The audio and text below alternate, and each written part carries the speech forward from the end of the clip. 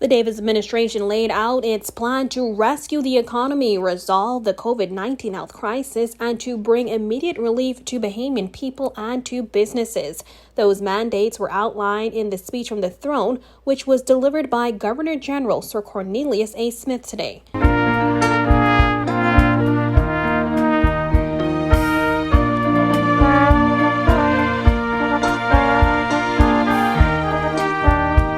The parliamentary proceedings that included the reading of the speech from the throne and first sittings of the Senate and House of Assembly since the election of a new administration were relocated from downtown Nassau to Baha-Mar due to the threat of rain, the demolition of the Churchill building, and limited spacing in Parliament Square. Speaking from Baha-Mar's Grand Ballroom, Sir Cornelius read a number of key measures that the Davis administration plans on tackling this term. One of the measures that got the loudest applause was the promise to reduce value-added tax. But despite this bleak outlook, my government will introduce measures that will bring immediate relief to the Bahamian people and to businesses.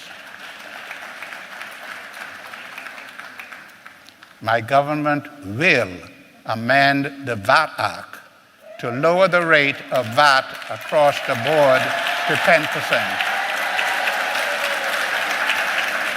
The government's pledge to increase the minimum wage and pension for senior citizens also got cheers from the crowd. But the Davis administration said dealing with the twin crisis of the economy and COVID-19 pandemic will take precedence.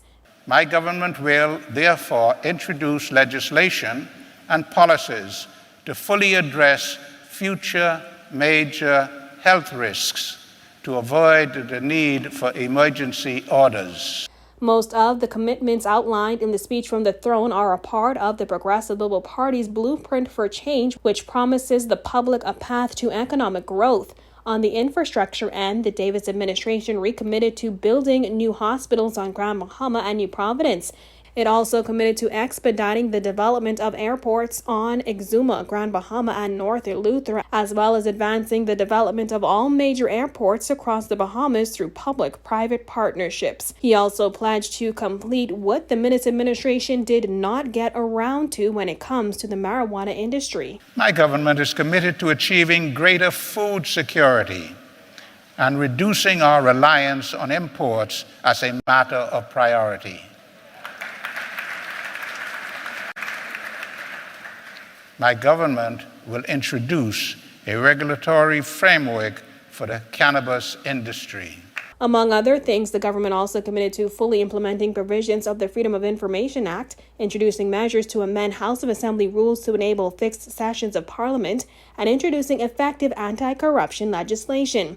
The Davis administration also pledged to create job and training opportunities and to build houses, as well as promised to reform the electoral process. Reporting for Guardian News Network, I'm Jasmine Brown.